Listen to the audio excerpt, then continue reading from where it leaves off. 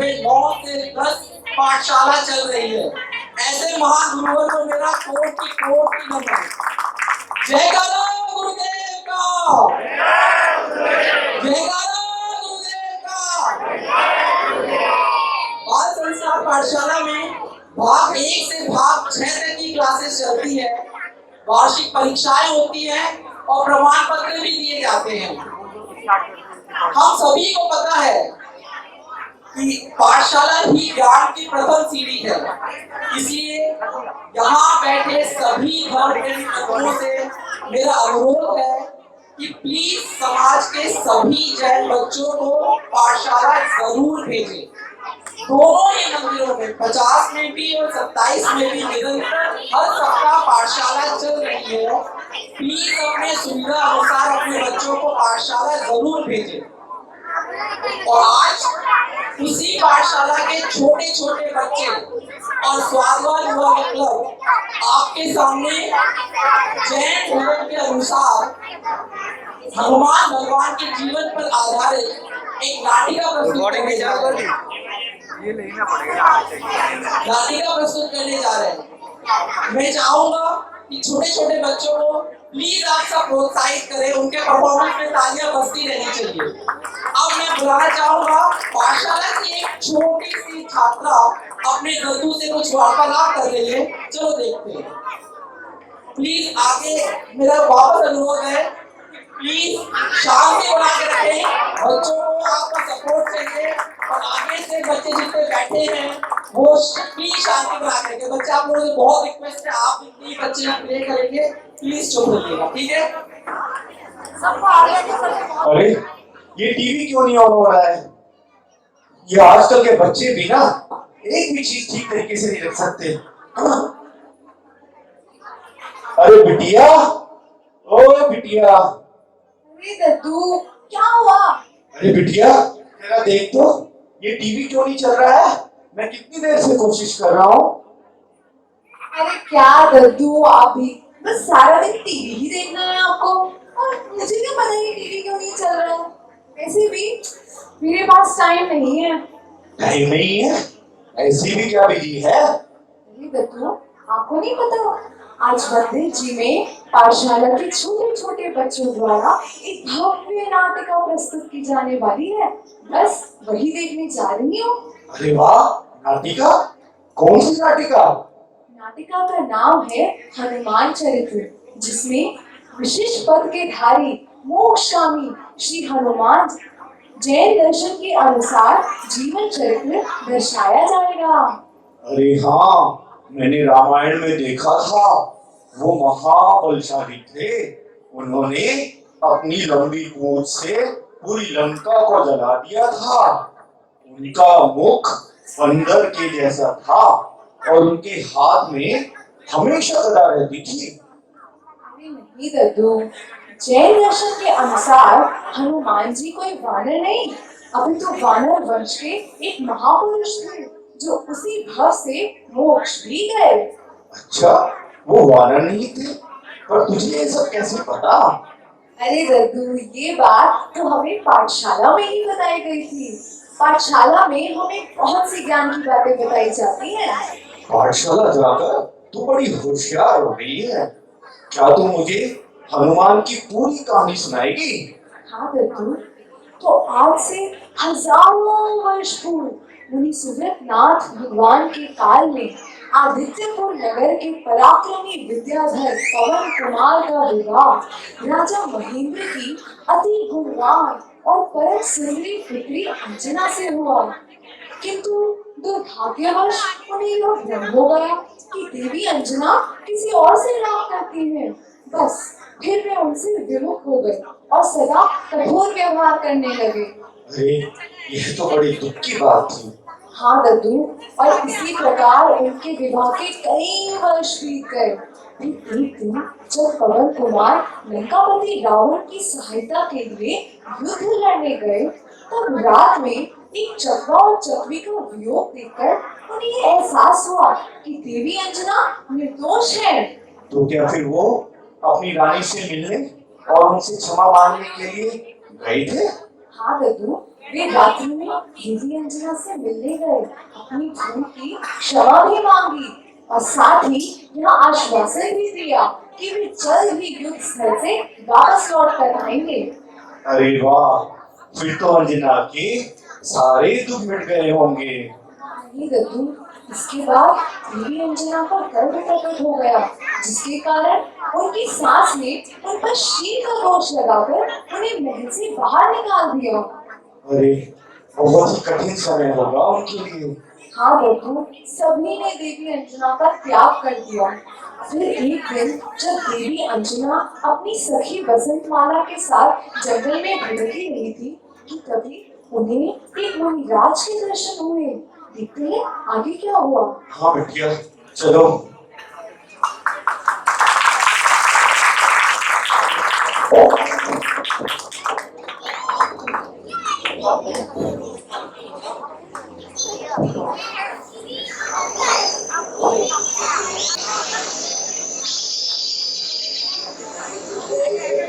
हे सखी, यह वन कितना भयानक लगता है। हाँ देवी अंजना, मुझे भी यहाँ डर लग रहा है। मैं भी कितनी अभागी हूँ जो इस अवस्था में इस भयानक वन में भटक रही हूँ। पर अब तो इतनी थक चुकी हूँ कि एक कदम भी और नहीं चला जा रहा। देवी अंजना, देखो सामने एक गुफा है, वहाँ चलकर बैठते हैं। सखी, अरे यहाँ तो मुझे महाराज और राजकुमार है। धन्य भाग हमारा जो इस भयानक वन में मुझे महाराज के दर्शन हुए। नमोस्तु मुनिश्री। वृद्धिरस्तु। महाराज, आप इस भयानक वन में तपस्या कर रहे हैं, सचमुच अद्भुत है। महाराज, आपको यहाँ वन के प्राणी बाधा तो नहीं मचाते, सब कुशल तो है। हे देवियों, हमारे कर्मानुसार तो सब कुशल है, पर देखो कर्मों की विचित्रता। राजा की पुत्री होते हुए भी पिता और पति के द्वारा त्यागी गई और आज इस निर्जन वन में भटक रही हो। महाराज, आप तो अपनी ज्ञानी हैं। कृपया करके बताएं कि मेरी ऐसी दशा क्यों हुई? क्यों मेरे परिवार और पति से मेरा वियोग हो गया? पुत्री, पूर्व में तू पटरानी थी और उसी के अभिमान में लोग आने पर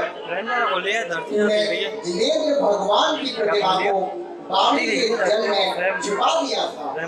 धिक्कार है मुझ पर जो मैंने ऐसा घोर पाप किया। हाँ, परंतु एक आर्यका माता के समझाने पर तूने व्रत धारण किए और समाधि में रहकर स्वर्ग गई। वहाँ से आकर तूने राजा महेंद्र के यहाँ जन्म लिया, पर पाप कर्मों के उदय के कारण तूने पति से 22 वर्षों का वियोग और कुटुंब से निरादर पाया है। महाराज, अब तो जिधर ही मेरी शरण है, परंतु एक शंका और है। पूछो देवी। हे स्वामी, आप तो दीन ज्ञान की थाली है। कृपया करके बताएं, ये जीव जो मेरे गर्भ में पल रहा है वह कौन है और उसका भविष्य क्या है? पुत्री, तुम्हारी कोख में जो जीव है वह महान पुण्यशाली है।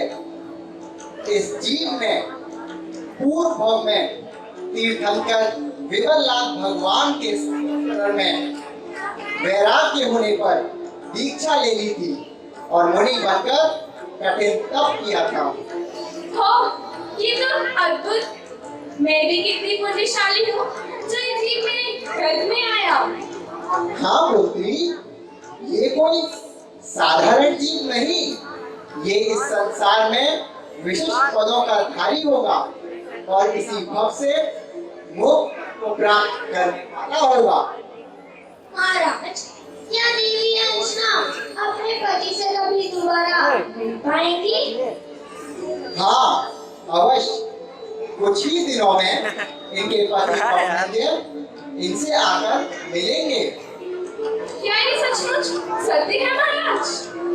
हाँ पुत्री, इसलिए अब और दुख न कर और निश्चित होकर जिनेंद्र भगवान की भक्ति कर, जिससे तेरा कल्याण होगा।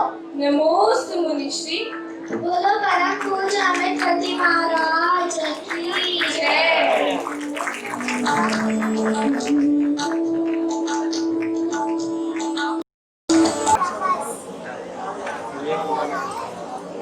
इतने कठिन समय में भी देवी अंजना कितनी शांत और श्रद्धावान है।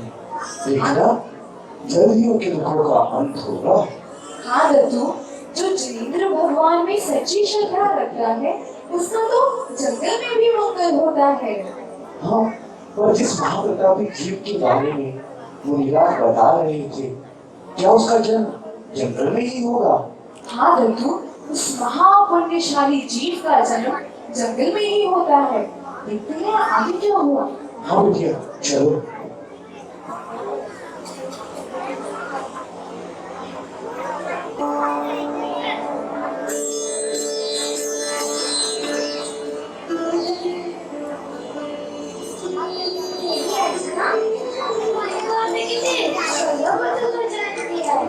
हाँ सखी, ये मैं इतना सुंदर है कि मेरी दिल से नजर ही नहीं हट रही। हाँ देवी अर्चना, और इसके जल रहते थे सारी उम्र में साथ उजाला छा गया। हाँ, मुनिराज ने सच ही कहा था कि ये कितना अलौकिक जीव है। परंतु तू ऐसे निर्जन वन में उत्पन्न हुआ है कि मैं तेरा जन्मोत्सव भी नहीं बना सकती। अगर तुम्हें दादा या नाना के यहाँ जन्म लेता तो वहाँ तेरा बड़ा भारी जन्मोत्सव बनता। पर मैं भी कितनी मंदभागी हूँ। देवी अर्चना, दिल छोटा न करो। इसके सुंदर रूप और लक्षण से लगता है कि महानिधियों का धारक होगा।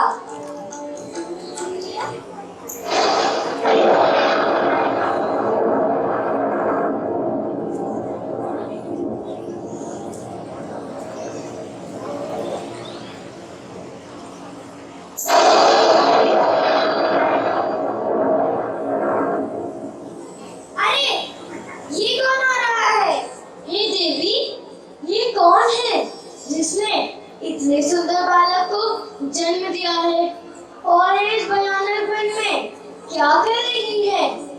हे महानुभाव, ये राजा महेंद्र की पुत्री एवं राजा पवन कुमार की भार्या अंजना देवी है। वाहन जी पति इन देवी पर श्री की शंका होने के कारण सभी ने इनका त्याग कर दिया है। क्या ये सचमुच अंजना है? हाँ महानुभाव, ये महासती अंजना है। परंतु आप कौन है?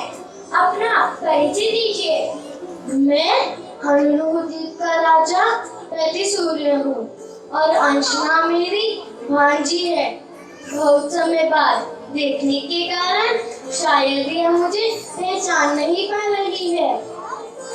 प्रणाम मामा जी, मेरे पुण्य फिक्र से आप यहाँ आए। बेटी, अब मेरे साथ हनुद्वीप चलो।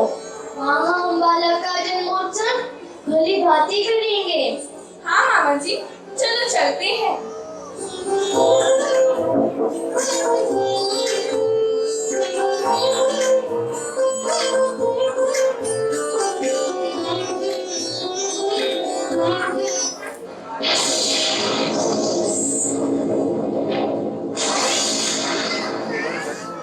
अरे, ये बालक तो नीचे शिला पर गिर गया। हाय पुत्र, ये क्या हुआ तुझे? अगर तुझे कुछ रहेगा तो मैं कैसे जीऊंगी? अंजना, विलाप ना करो। हम अभी जाकर बालक को नीचे से लेकर आते हैं।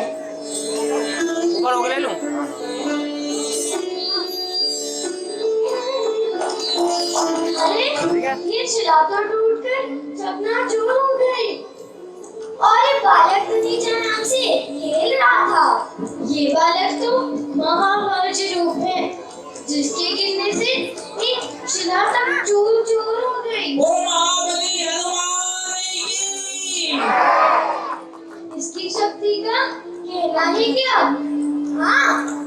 शिला तो टूटकर चकनाचूर हो गए और ये बालक तो नीचे आराम से खेल रहा था। पुत्री, अब अनुरूप द्वीप में चलकर इसका नामकरण करते हैं और इस दिव्य बालक का जन्मोत्सव मनाते हैं। हाँ, चलिए।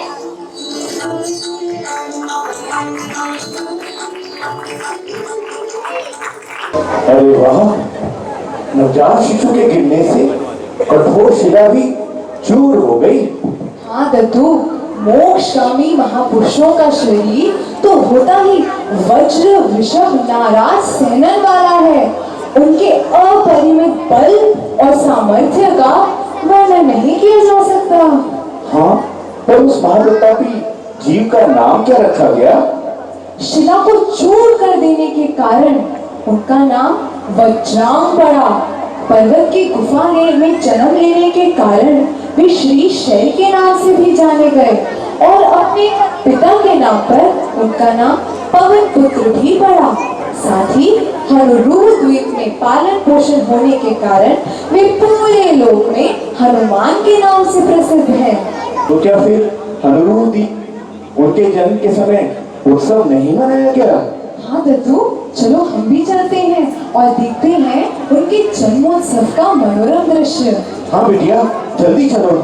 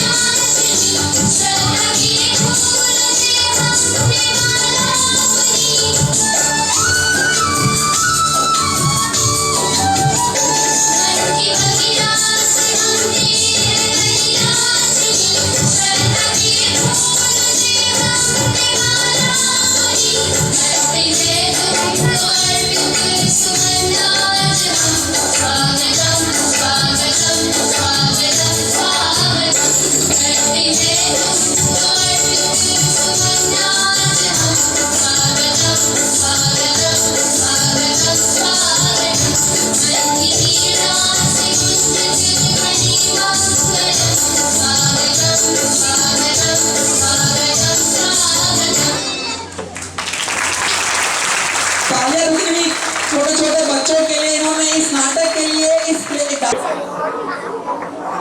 अरे बिटिया देख, इतने छोटे छोटे बच्चों ने, तेरे से भी छोटे छोटे बच्चों ने कितना सुंदर डांस किया और तुझे नृत्य और संगीत का कोई इल्म ही नहीं। और ज्यादा कुछ नहीं तो अपनी सहेली अनुष्का से ही कुछ सीख, जिसने YouTube पर कितने सुंदर सुंदर गाने गाए हैं। अरे दद्दू, सबका अपना अपना टैलेंट होता है, ऐसा थोड़ी कुछ। अच्छा बिटिया, ये बता, देवी अंजना पुत्र हनुमान अपने पिता पवन कुमार से कैसे मिले? युद्ध जीतने के बाद जब पवन कुमार राजमहल वापस लौट कर आए तो उन्हें पता चला कि देवी अंजना को महल से बाहर निकाल दिया गया है। वे बहुत दुखी हुए और उन्हें ढूंढने निकल गए। वहीं देवी अंजना के मामा राजा प्रति सूर्य भी पवन कुमार को ढूंढ रहे थे। फिर एक दिन संयोग से उन दोनों का मिलन हुआ। तब राजा प्रति सूर्य पवन कुमार को हनुलूट द्वीप ले गए, जहाँ पवन कुमार अपनी रानी अंजना और पुत्र हनुमान के साथ सुखपूर्वक विकास करने लगे। अरे वाह, ये तो बहुत अच्छा हुआ, सब मिल गए होंगे। हाँ दद्दू, चलिए चलते हैं हनुलूट द्वीप और देखते हैं आगे क्या हुआ। हाँ बिटिया, चलो।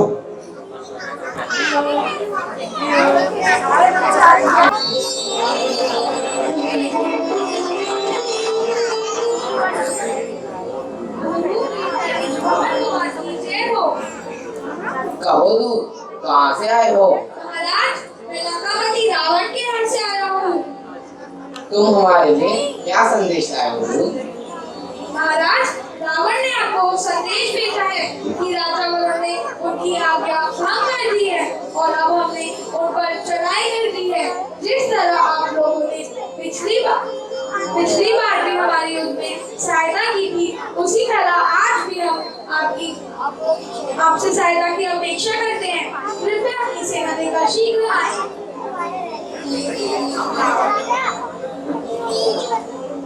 हम रावण की सहायता के लिए युद्ध में अवश्य जाएं। हमारे प्रिय पुत्र हनुमान को शीघ्र बुलाया जाए।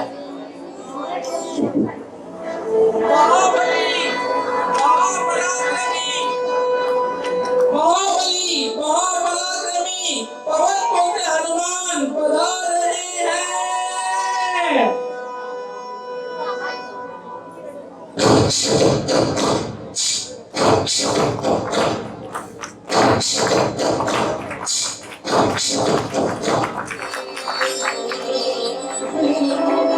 पिताश्री, आपने मुझे याद किया? हाँ पुत्र हनुमान, हम रावण की सहायता के लिए युद्ध में जाएंगे। तब तक यह राज्य तुम संभालना। नहीं पिताश्री, आप ये क्या कह रहे हैं? मेरे होते हुए भला आप युद्ध लड़ने क्यों जाएंगे? बेटा, अब तुम अभी हो, तुम्हें युद्ध का अभ्यास नहीं है। शूरवीरता से सर्व कार्य सिद्ध होता है। मैं अवश्य शत्रु को पराजित करके आऊंगा। मुझे जाने की आज्ञा दे। हम तुम्हारे आत्मविश्वास से अत्यंत प्रसन्न हुए। विजयी भव पुत्र।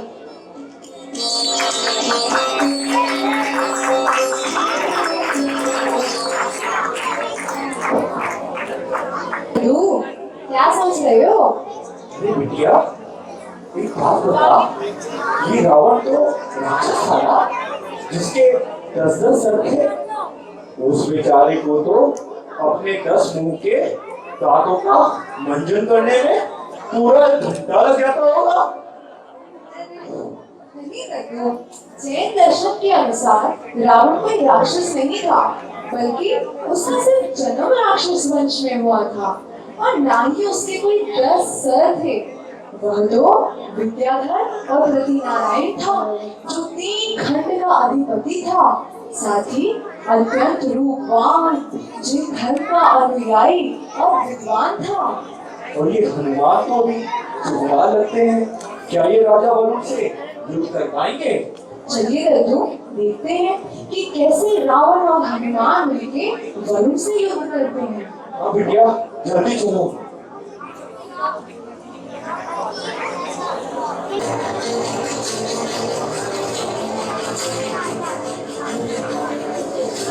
ये हनुमान तुम्हारे पिता पवन कुमार ने तुम्हें यहाँ भेजकर उत्तम कार्य किया है।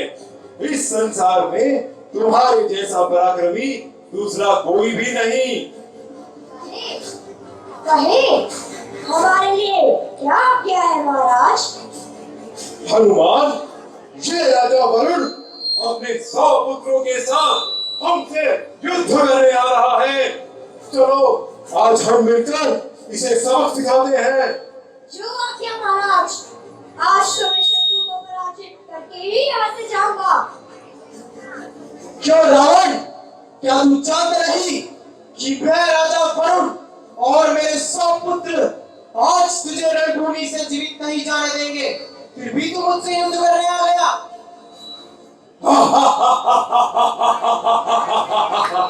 वरुण, आज तेरी मृत्यु निश्चित है। कुंभकर्ण, तुम वरुण को संभालो, मैं और हनुमान इसके 100 पुत्रों को देखते हैं। रावण, तेरे लिए तो मेरे पुत्र ही काफी है। पुत्रों, तुम रावण को संभालो और मैं कुंभकर्ण से निपटता हूँ। रावण, संभालना, आज तेरी मृत्यु निश्चित है। आक्रमण! आक्रमण! आप कह रहे, मैं अभी इसके पुत्रों को सबक सिखाता हूँ।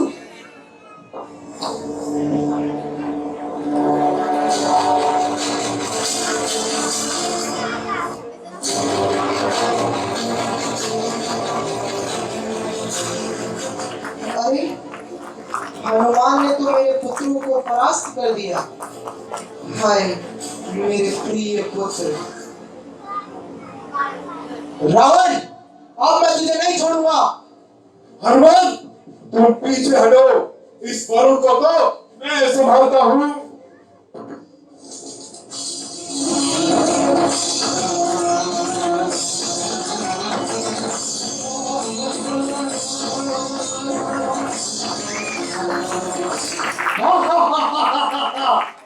वरुण, अब तो तू पकड़ा गया। अब तो तेरे समस्त नगर को लूट लूंगा।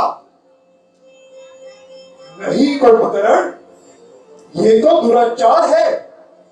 जो अपराध था वो वरुण का था।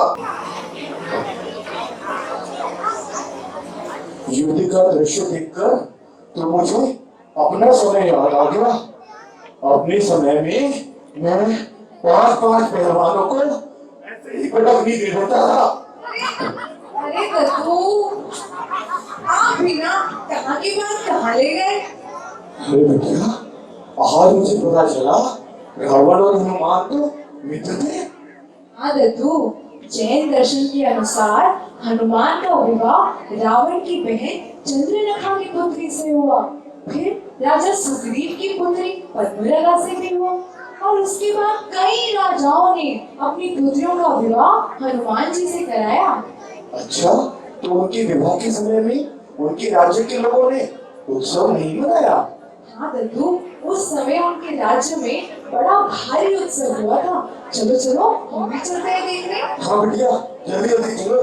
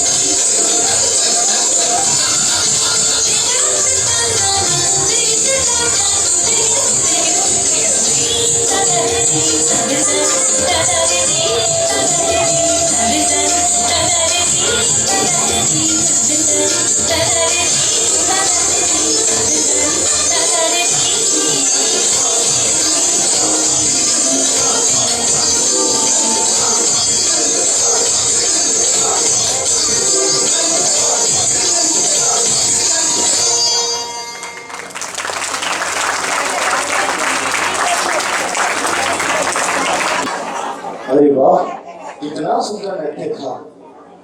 बिटिया, ये बताओ, मैंने टीवी में देखा था कि हनुमान तो राम के अनन्य भक्त थे, पर इस कहानी में तो राम दिखाई ही नहीं दिए, तो फिर हनुमान उनसे दो आगे सुनो। श्री राम, लक्ष्मण और सीता जी पिता की आज्ञा अनुसार राजमहल छोड़कर वनवास कर रहे थे कि तभी रावण ने सीता जी का अपहरण कर लिया और उन्हें विमान में बैठाकर लंका ले गया। अरे, श्री राम जी बहुत परेशान हो गए होंगे। हाँ दद्दू, पर तभी एक और घटना भी हुई। दरअसल राजा सुग्रीव की पत्नी सुतारा पर एक विद्याधर साहस दर्दी मोहित हो गया और उन्हें परेशान करने लगा। तब राजा सुग्रीव ने उस विद्याधर को परास्त करने के लिए श्री राम की सहायता मांगी। तो क्या फिर श्री राम ने उस पापी विद्याधर को परास्त कर दिया? हाँ दद्दू, श्री राम ने उस विद्याधर को परास्त किया और सीता जी को ढूंढने के लिए राजा सुग्रीव की सहायता मांगी। तब राजा सुग्रीव ने अपने दामाद हनुमान को बुलावा भेजा और हनुमान तत्काल ही श्री राम से मिलने भी आए। चलिए देखते हैं श्री राम और हनुमान का भव्य मिलन। हाँ बिटिया, चलो।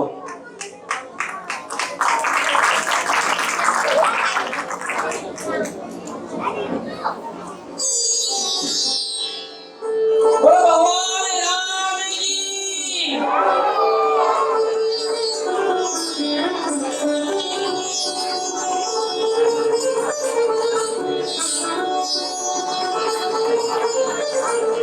दशरथ पुत्र जगतपति श्री राम की जय हो। आओ हनुमान, हमें आपकी ही प्रतीक्षा थी।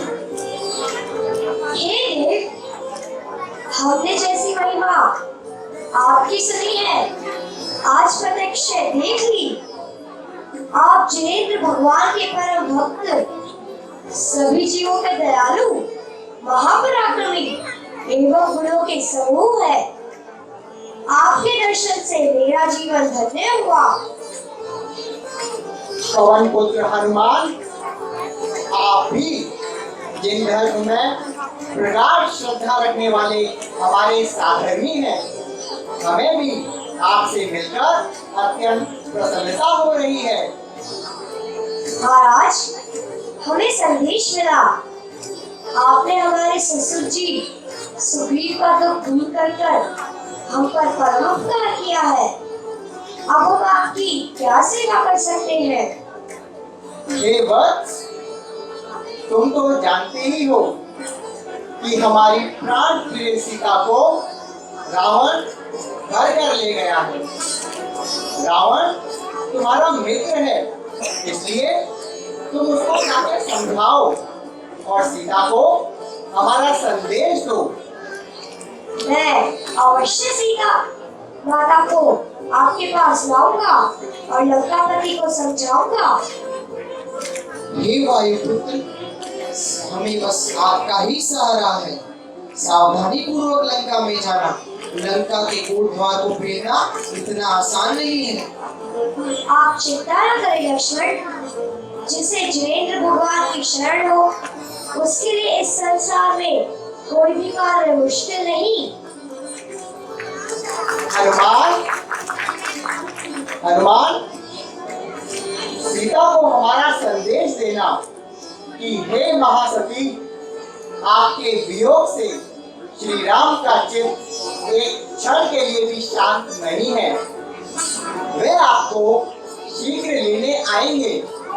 आप अपना मन शांत रखना और आर्त ज्ञान मत करना और जिन धर्म में विश्वास रखना।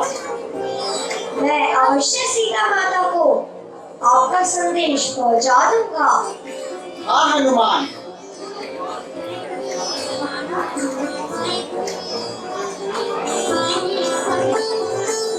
ये लो हमारी हस्त मुद्रिका, ये सीता को दे देना ताकि उन्हें तुम पर विश्वास हो सके और उनसे उनका चूड़ामणि भी लेते आना। आपकी आज्ञा शिरोधार्य है स्वामी।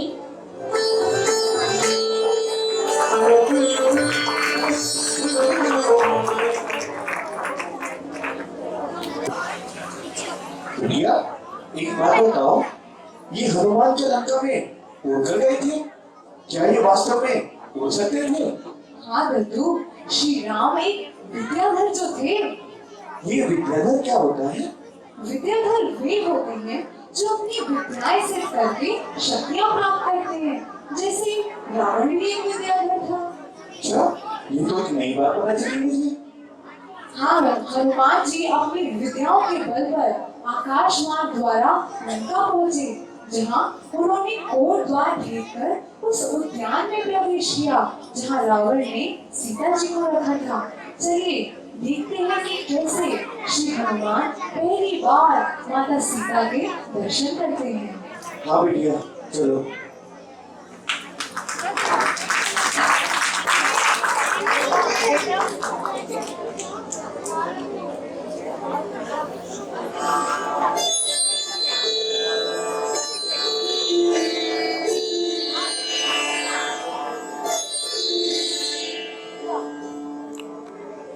धन्य है ये सीता माता, ये तो कमल से निकली साक्षात लक्ष्मी ही लगती है।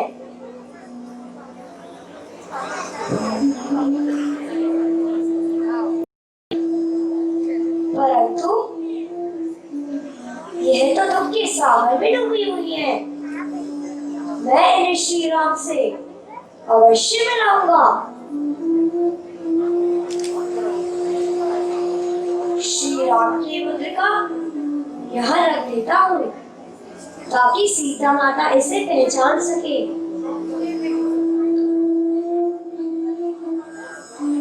और पेड़ के पीछे छुप के कितना मिनट हो गया तुम्हारा? 41 पूरा। अरे ये तो मेरे स्वामी श्री राम की मुद्रिका है।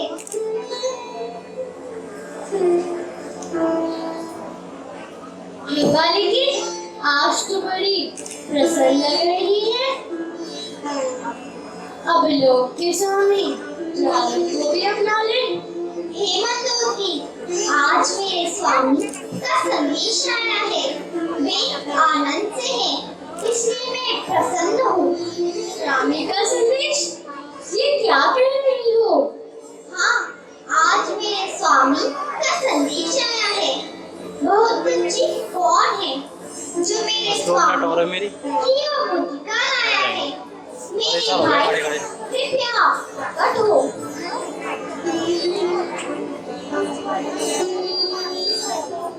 प्रणाम राधे। भाई तुम कौन हो? हे माता, मैं पवन पुत्र हनुमान हूँ।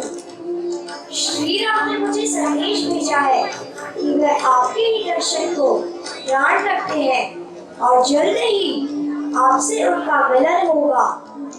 अतः आप सुखपूर्वक अंजल ग्रहण करें। अरे तुम ही हनुमान हो? बड़े आश्चर्य की बात है कि रावण तुम्हें भाई से भी अधिक मानता है और तुम आज हमारे शत्रु के बनकर यहाँ आए हो। हेमंतोदरी, मुझे भी आश्चर्य है कि तू अपने पति रावण का इस स्तरीय कार्य में समर्थन कर रही है।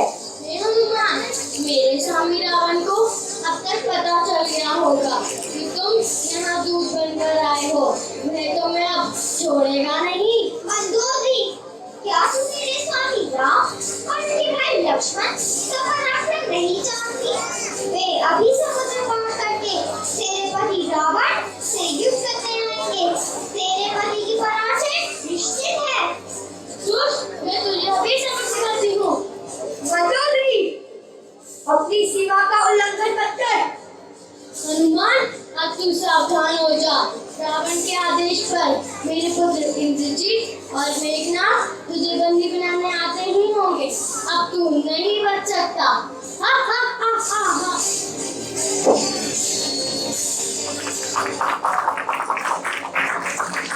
माता क्या सीता? दुश्मन नगरी यहाँ से चली गई है, अब आप मुझे ग्रहण करें। हनुमान, मैंने नियम किया था कि जब तक मेरे स्वामी राम का समाचार नहीं मिलेगा मैं अंजलि ग्रहण नहीं करूँगी। आज यह नियम समाप्त हुआ। तुमने हम पर बड़ी कृपा की है। हे बाबा, आप मेरे कंधे पर बैठे और मैं अभी समुद्र लाकर आपको श्री राम के पास ले चलता हूँ। नहीं हनुमान, स्वामी की आज्ञा के बिना मेरा कहीं भी जाना उचित नहीं है। तो श्री राम को मेरा यह चूड़ामणि देना।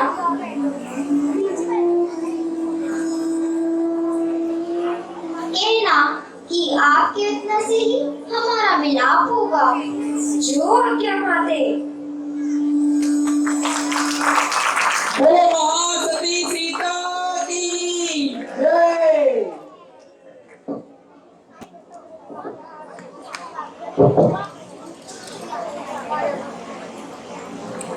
अरे बिटिया, अब क्या होगा? क्या हनुमान पकड़े जाएंगे? हनुमान इंद्रजीत द्वारा पकड़े गए, किंतु वे स्वयं भी रावण से मिलना चाहते थे। तभी तो जब इंद्रजीत ने हनुमान को नागपाश से बांधा तो उन्होंने भागने की कोशिश नहीं की। चलते हैं रावण के राज दरबार और देखते हैं आगे क्या हुआ। चलो।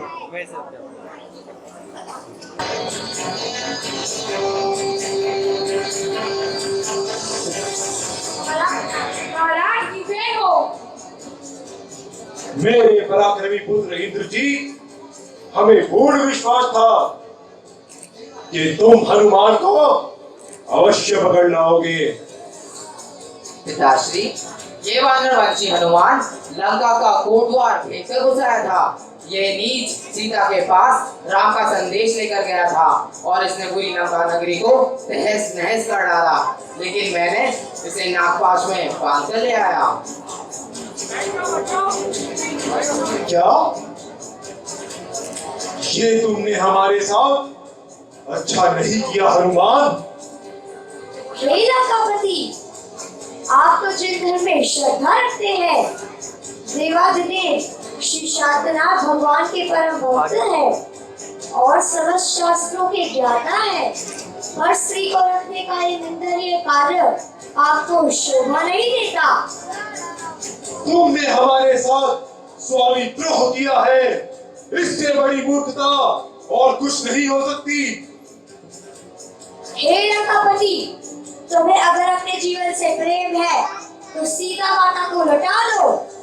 तुम श्री राम की शक्ति को जानते नहीं। हनुमान, मेरे ही प्रताप से तू इस पृथ्वी पर कीर्ति को प्राप्त हुआ है और अब उस तीर खंड के स्वामी को छोड़कर उस भूमि गुर्जरी राम और लक्ष्मण का दूत बनकर आया है। अरे वो दोनों तो मेरे चरणों की धूल समान भी नहीं है। आप जानते हैं कि पर स्त्री को रखना पाप है। रावण, तू अभी भी विचार कर ले, नहीं तो तेरे राक्षस वंश का विनाश निश्चित ही है। मैं अभी तुम्हें तुम्हारी औकात याद दिलाता हूँ हनुमान। सैनिकों, इसे बांध कर ले जाओ और इसकी दुर्दशा करके सारे नगर में घुमाओ। जी महाराज।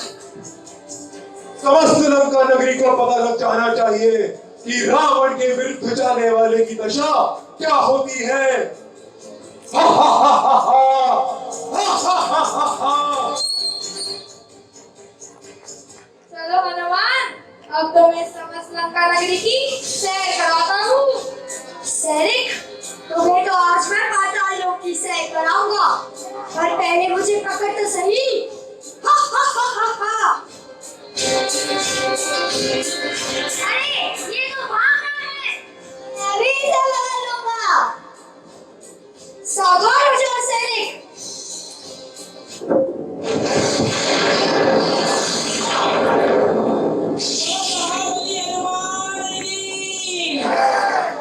अरे ये क्या? इसने तो इतनी बड़ी शिला उठाकर फेंक दी। मैं भी इसे सबक सिखाता हूँ। तू मुझे सबक ये पकड़।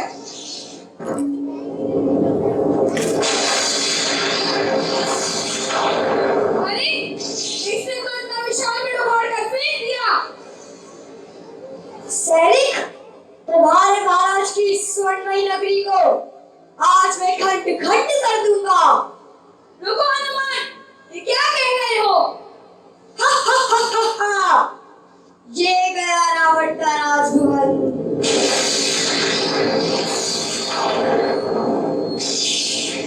अरे रत्नों का राजभवन तो पूरा बिखर गया और लंका का बड़ा दरवाजा भी टूट गया।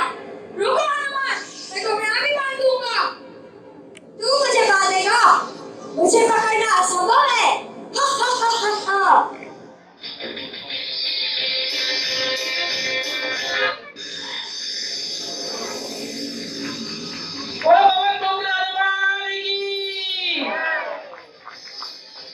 अरे ये तो पूरी लंका को तहस नहस कर आकाश में गायब हो गया। मैं अभी महाराज रावण को इसकी सूचना देता हूँ।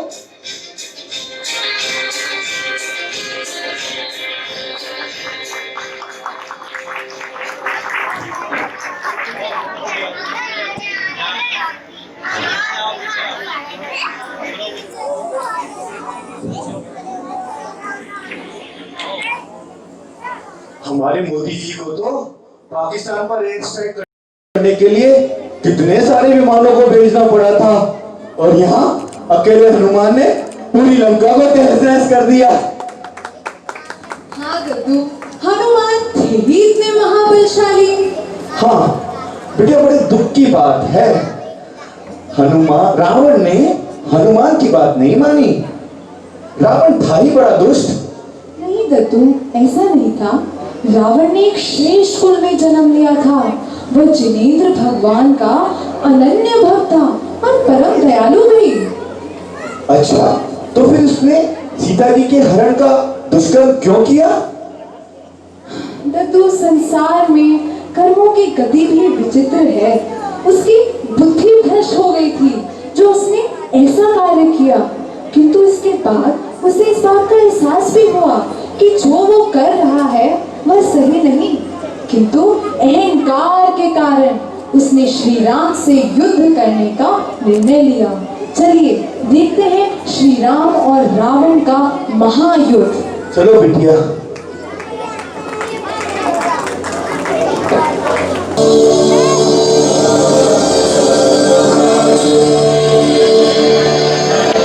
आओ राम, मुझसे युद्ध करो।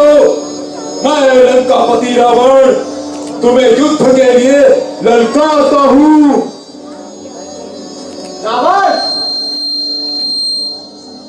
रावण, मैं दशरथ पुत्र राम तुम्हें आखिरी बार चेतावनी दे रहा हूँ कि सीता को ससम्मान लौटा दो, तो ये युद्ध नहीं होगा, नहीं तो अधर्म के मार्ग पर चलने के कारण तेरा विनाश निश्चित ही है। मैं तुझसे डरता नहीं हूँ राम, ये युद्ध तो आज होकर ही रहेगा। रावण, श्री राम बलभद्र और लक्ष्मण नारायण के रूप में आज तेरी मृत्यु बनकर आए हैं। अभी भी समय है, विवेक पूर्वक कार्य करने से तेरी जान बच सकती है। ए मूर्ख, उपदेश का दे रहा है, जानता नहीं बहुरूपिणी विद्या से बना हुआ मेरा यह रथ कितना विशाल है। अरे इसे भेद पाना तुम में से किसी के बस की बात नहीं। रावण, मैं इक्ष्वाकुवंशी लक्ष्मण तुझे आखिरी चेतावनी दे रहा हूँ, समझ जा, वरना मैं नारायण आज तेरी मृत्यु बनकर आया हूँ। आओ लक्ष्मण, देखते हैं कि कौन किसकी मृत्यु बनकर यहाँ आया है। सावधान हो जाओ लक्ष्मण, आक्रमण आक्रमण।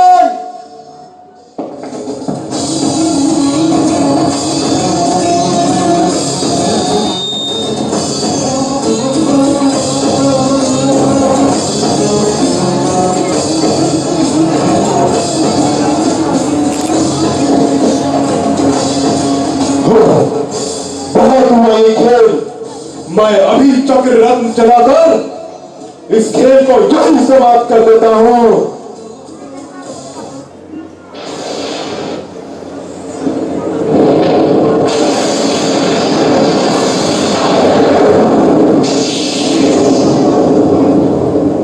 अरे ये चक्र तो 3 परिक्रमा देकर यहीं रुक गया।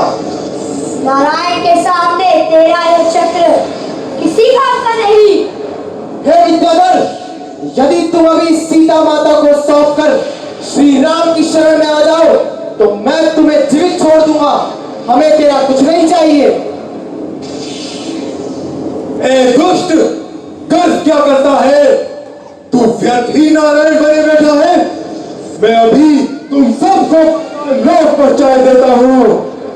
बस अब बहुत हो गया। अब मुझे सुदर्शन चक्र चलाना ही पड़ेगा।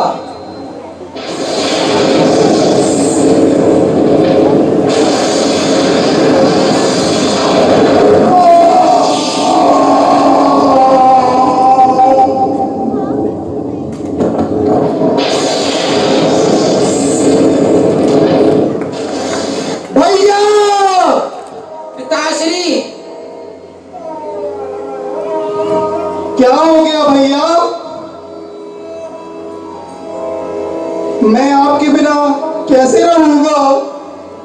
ये कैसे हो गया पिताश्री?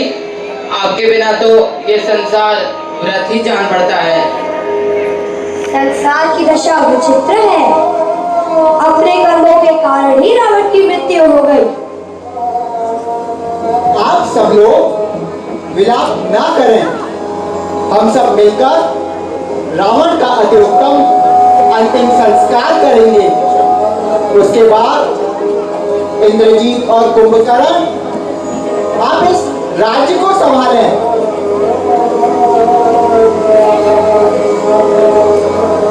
नहीं नहीं, अब इस संसार में एक पल भी नहीं रह सकता।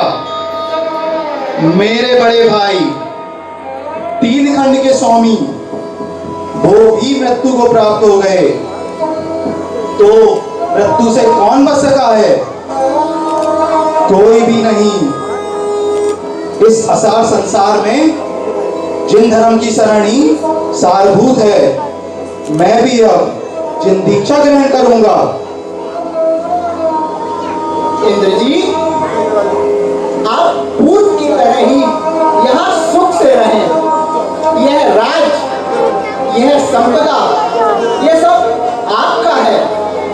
आप यहाँ आनंद से रहें।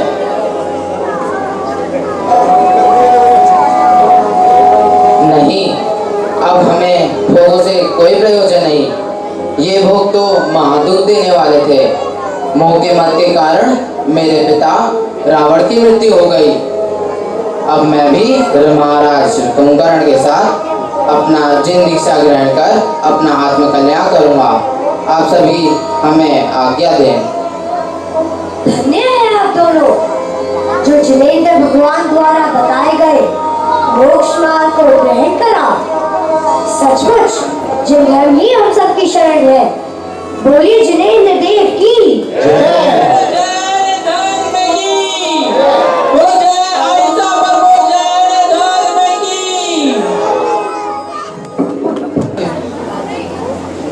सचमुच इस संसार में सभी को अपने कर्मों का फल भोगना होता है।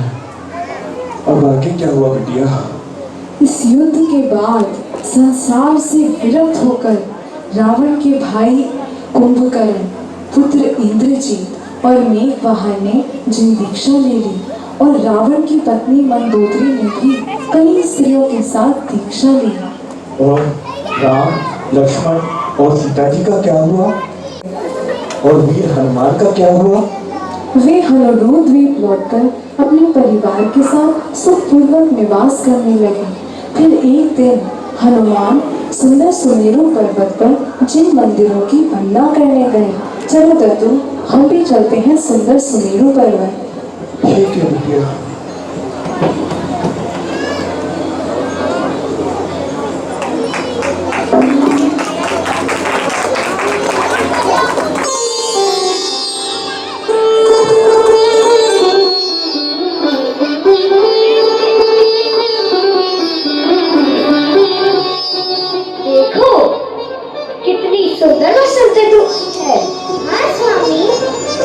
चलो हम सब चलकर सुमेरु पर्वत पर जिनेंद्र भगवान की पूजा करने चलते हैं। सही कहा महाराज, हम सबका भी यही मन है। हाँ चलो चलते हैं।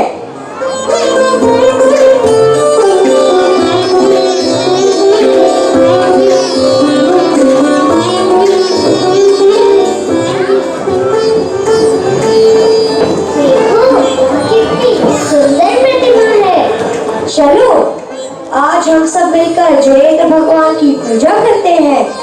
नमोस्तु भगवान।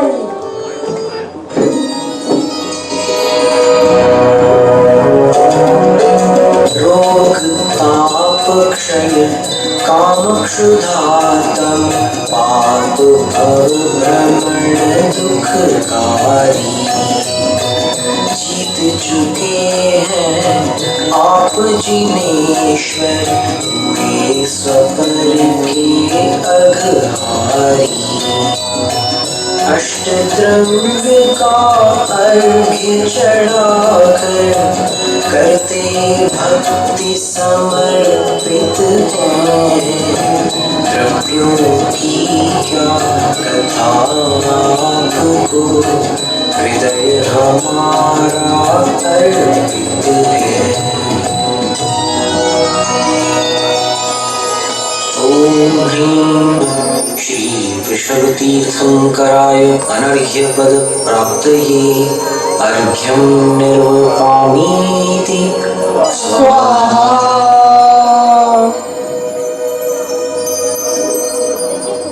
बोलिए देवाधिदेव आदिनाथ भगवान की।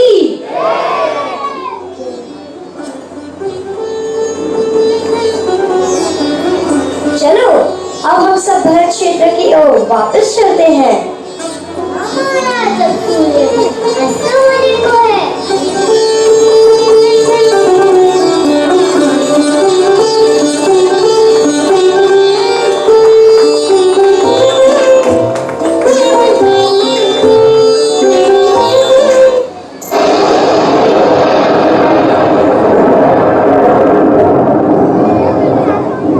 अरे यह क्या?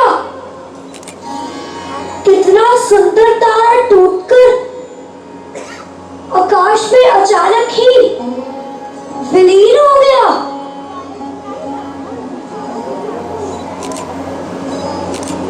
संसार में ऐसा कोई भी नहीं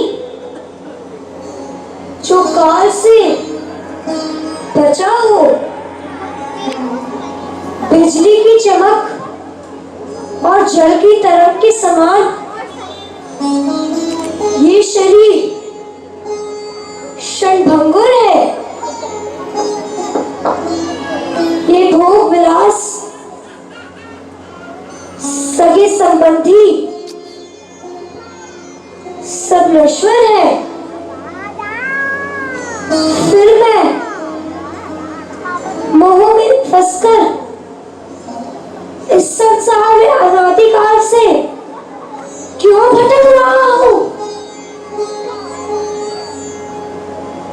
नहीं, अब मैं यहाँ एक क्षण भी नहीं रुकूंगा। मैं ये दीक्षा धारण कर अपनी आत्मा का कल्याण करूंगा। आप क्या कह रहे हैं? ऐसे अचानक कोई इतना बड़ा राज्य छोड़कर जाता है क्या? हम सब आपके बिना अनाथ हो जाएंगे।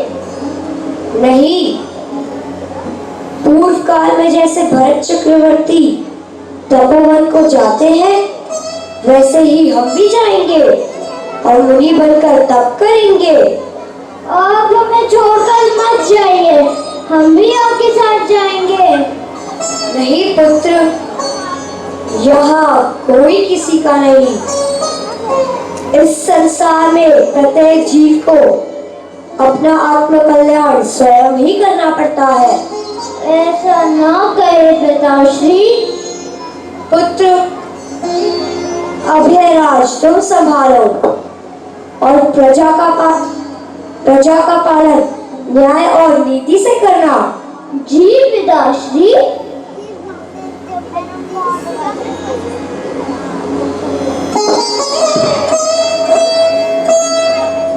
मैं अब धर्मरत्न मुनिषि की शरण में जाकर जो दीक्षा ग्रहण करूंगा और अपना आत्म कल्याण करूंगा। ओम नमः सिद्धेभ्य।